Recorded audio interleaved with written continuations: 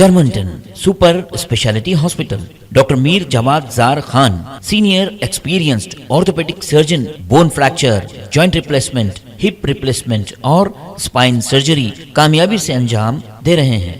इसके अलावा neuro surgery, cardiology, gynaecology, dental, general medicine, dialysis और फिजियोथेरेपी जैसे शोबाजात में इंतहाई कामयाबी के साथ वाजबी।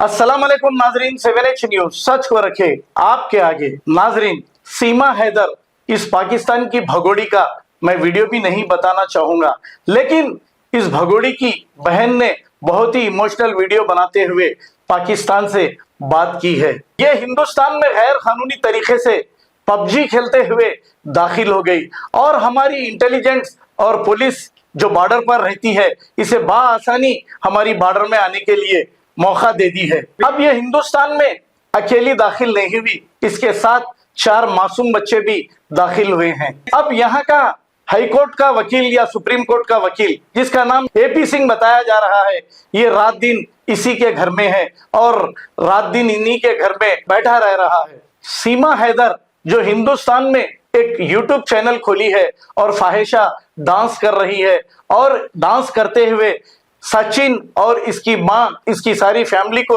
पाल रही है और ये बैठकर लपूसा सचिन इनकी रोटी खा रहा है। इसी की सगी बहन, सीमा की सगी बहन, जिसका नाम रीमा बताया जा रहा है, ये बहुत ही इमोशनल वीडियो बनाते हुए यानी कि तमाम तफसीलात आपके सामने पेश की है। आइए देखते हैं ये रिपोर्ट। तुम्हारी याद आती है हमें, तुम कितना घटिया काम करती हो हमारे साथ, कितना गलत किया तुमने हमारे साथ। अल्लाह सबका एक ही होता है, बस इंसानों ने नाम अलग अलग बनाए होते हैं, हर किसी का अकीदा होता है।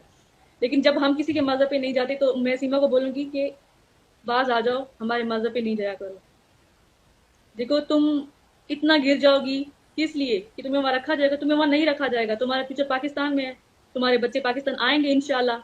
इंशाल्लाह हम अल्लाह पे तवक्कुल रखते हैं, हम अल्लाह पे भरोसा करते हैं कि हमारे लिए सारे रास्ते बंद हो गए, लेकिन एक रास्ता है जो ऊपर वाली ज़ात का है और वो हमेशा खुला रहता है हर इंसान के लिए। मुसीबत में हर इंसान उन्हीं को बुलाता है और हमारा वही रास्ता है। हम उनको याद कर रहे हैं और इंशाल्लाह हमारी जीत होगी, हमारे बच्चे ज़रूर आएंगे और तुम भी आओगी, तुम भी आओगी। मेरा मैसेज सुनो, अगर तुम इतनी सच्ची हो तो मैंने तुम्हें कितना तुमसे कांटेक्ट करने की कोशिश की है, तुम्हें पता है।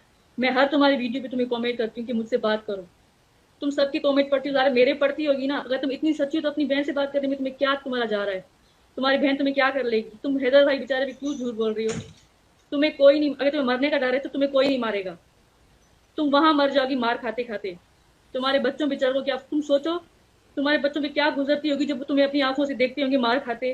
कैसी माँ हो तुम, तुम्हें तकलीफ नहीं होती? तुम्हें नहीं पता फरिया कितनी दिल की कमजोर है? तुम्हें नहीं पता फरहान कितना तुमसे प्यार करता है? उस मासूम बच्चों को तुम भड़का रही हो, उन लोगों के कहने पे, उन मासूम बच्चों को। फरहान क्या बोल रहा था, अगर मुझे हैदर बुलाएगा तो क्या मैं चला जाऊंगा?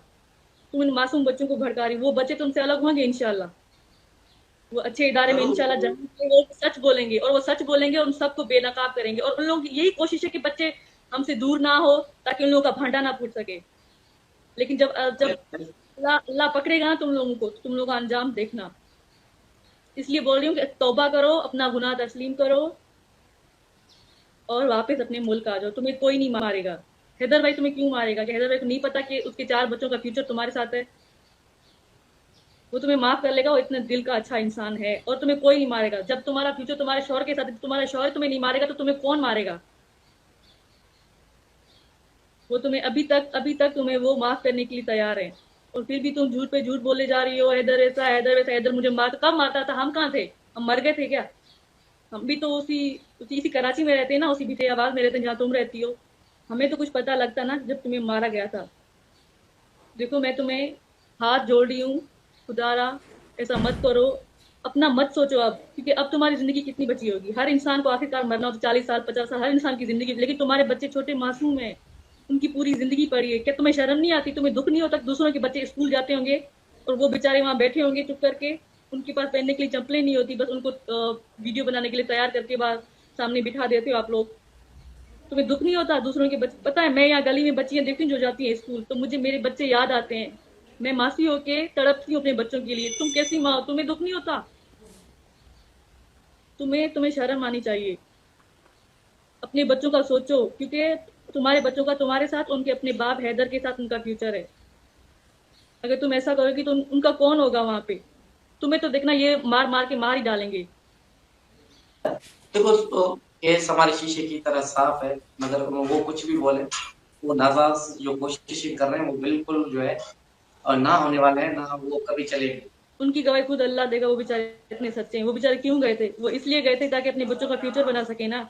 इसलिए तो नहीं कहते ना कि मेरे बच्चे किसी और के हाथों में आ जाओ, सारा दिन मार खाते रहे। और जो सीमा दूसरा बोलती है कि वो अपने बच्चे दूसरों, पहले बच्चे दो हैं, उनको पाले, उनको शुरू से उनकी दादी और दादा ने पाला था, तो वो अपनी दादी दादा के साथ खुश रहते हैं। लेकिन फरवा अपने बाप को जानती है, हैदर अपने बाप, वो फरहान अपने बाप को जानता है, फरिया अपने बाप को जानती है, मुन्नी भी जानती है। वो क्योंकि सारा दिन हर वैसे बात तो करते थे वो लोग। नहीं अभी लेके तुम्हारे आते ना, बोलने से हमने कहा बच्चों से ले आओ, रीमा से बात कराओ, मुझसे बात करो, अगर हमारी आवाज तक भी ना पहचाने फिर आप चेहरा तो अलग है, अगर वीडियो तुम कॉल पर खुद तुम्हारी वीडियो वायरल हुई थी, तुम्हारी वॉइस वायरल, तुम खुद बोल रही हो कि मैं बच्चों को बोलती हूँ कि आप ऐसा मत बोलो कि आप लोगों को पाकिस्तान जाना है, वरना आपकी अम्मी को मार डालेंगे। आपकी खुद वॉइस वायरल हुई है ना। तो जाहिर है अगर अब बच्चे आपको मार खाते हुए देखेंगे, फिर आप उसको बोलोगे कि बेटा आप लोग ऐसा नहीं बोलना वरना आपकी अम्मी को मारेंगे, तो बच्चे तो बेचारे मासूम है ना, वो झूठ तो बोलेंगे क्योंकि तुमने सिखा रही हो। और क्या फरहान ने क्या बोला था? मैं 3 साल का था तो हैदर सीमा को मारता था। हम 8-10 साल के थे, हमें वो बातें याद नहीं है। फरहान को वो 3 साल पुरानी, मतलब 3 साल का फरहान था, अभी 9 साल का फरहान हो गया होगा, तो फरहान को 6 साल पुरानी बातें याद है। और कितने मासूम बच्चों से झूठ बोलाओगे? घटिया लोग, शर्म कर लो। ये तो पढ़ा रहा है ना, उनको सिखा रहा है, बचने के लिए जो है रास्ता तलाश कर रहा है, बेबुनियाद बातें करके दुनिया को पता चल चुका है। तमाम जो है हिंदुस्तान से हमारे साथ जुड़े हुए हैं माए बहने बेटियां, वो खुद जो सोच सके, जब 3 साल पहले की बातें जो फर्क वो कह रहे हैं कि हैदर ने मारा था, तो कौन सी बच्ची को याद होता है? 6 साल का, तो अभी 9.5 साल का हो गया, तो 3 साल पहले फरहान को लोगों ने सिखाया कि आप बोलो कि मैं 3 साल का था तो मुझे पता है, मैं देखा था हैदर सीमा को मारता था। अभी फरहान 3 साल का था तो उस फरहान को याद है 3 साल बातें पुरानी, 6 साल बातें पुरानी। अब तो फरहान 9 साल का है ना, 6 साल गुजर गए 3 साल को, तो उसको वो सारी बातें याद हैं। कि मुन्नी तो झूठ नहीं बोल सकती ना, वो तो बिल्कुल छोटी है, वो क्यों झूठ बोलेगी? इसने बोला ना कि इन लोगों ने इसको मारा है। मुन्नी बोल रही है कि हाँ पापा ने इनको मारा है, वो न्यूज वाले किसी भाई को बोल रही है। तो फरहान से भी इतना झूठ बुला लिया, फरवा से भी झूठ बुलवा लिया, और फरिया से भी झूठ बुलवा लिया। वो तो मासूम बच्चन को क्या पता है? जाहिर है कोई भी अगर औलाद होगी अपनी माँ को मार खाते देखेंगे तो फिर तो वो कहेंगे ना जो जिससे उसकी माँ बच सके। तो मैं बोलूंगी सीमा शर्म करो, तुम्हारी परवाह है लेकिन तुम्हें अपने बच्चों की परवाह नहीं है। वो मासूम बच्चे क्या करें? वो सोचते होंगे ना कि हमें अपने मुल्क जाना चाहिए, हमें अपने मुल्क भेजो, लेकिन तुम्हारी वजह से वो फंसे हुए हैं। देखो अपना गुनाह तस्लीम करो, और तुम्हें कोई नहीं मार सकता। तुम अपना घर बसाओ, अपने बच्चों के साथ रहो। हैदर भाई तुम्हें नहीं मारेगा। तुम जो जिस तरह से चाहती हो हैदर भाई कसम ले सकते हैं, तुम्हें नहीं मारेगा। तुम्हें क्यों कोई मारा जाएगा? किसी को मारना इतना आसान थोड़ी है। हर इंसान से गलती होती है। तुम भी मान लो तुमसे गलती हो गई, अब तो तुम वहां फंस गई हो ना। फंस गई तो वो लोग तुमसे जो करवा रहे तुम्हें करना पड़ रहा है। तुम बताओ, सच बताओ, सामने आओ, मुझसे बात करो, मेरी बातों का जवाब दो, मेरे मैसेज का जवाब दो। मैं तुम्हारी बहन हूँ, तुम्हारी दुश्मन नहीं हूँ। वहाँ के लोग जो है ना, जो तुम्हें भड़का रहे हैं, वो सारे तुम्हारे दुश्मन है। पता है मुझे इतना दुख होता है ना। मैं 8 महीने से पेट से थी, मैं गांव से यहाँ आई थी तुम्हारे लिए। मैंने सोचा था कि मेरी बहन, मेरी माँ तो नहीं है लेकिन मेरी बहन मेरे साथ होगी। फिर पता है मुझे कितना दुख होता था जब मैं हॉस्पिटल में थी डिलीवरी के लिए। सबकी बहनें के साथ थी, उनकी माँ के साथ थी, लेकिन मेरे साथ कोई नहीं था। मेरी कोई बहन नहीं थी कि मेरी छोटी बहन को तो नहीं लेके आई थी ना, मैं तुम्हारे लिए आई थी। पता है मैं कितनी रो रही थी, कितनी मुझे याद आ रही थी। आज भी तुम्हारी याद आती है। मैं तुम कितना घटिया काम करती हो हमारे साथ, कितना गलत किया तुमने हमारे साथ। लेकिन आज भी दिल तुम्हें बद्दुआ नहीं देता, क्योंकि हम जानते हैं जिनकी माँ नहीं होती, जिनका बाप नहीं होता, उनकी जिंदगी किस तरह की होती है। कि तुम्हें नहीं पता जब हमारी माँ नहीं थी तो हमने किस तरह की जिंदगी गुजारी है। कि तुम भी चाहती हो कि तुम्हारे बच्चों की जिंदगी हमारी तरह हो। खुदारा अपने बच्चों का फ्यूचर सोचो। वहाँ सबके बच्चे पढ़ रहे हैं लेकिन फरहान वाले नहीं पढ़। पता है आज तक मैंने फरहान वालों के बैग संभाल के रखे, उनकी किताबें संभाल के रखे कि इंशाल्लाह वो जरूर आएंगे, कि वो अपने बैग लेंगे और स्कूल जाएंगे एक दिन। तुम कैसी माँ हो सीमा? तुम्हें मेरा दुख नहीं हुआ था कि तुम अपनी बहन को छोड़ के जा रही थी साल में?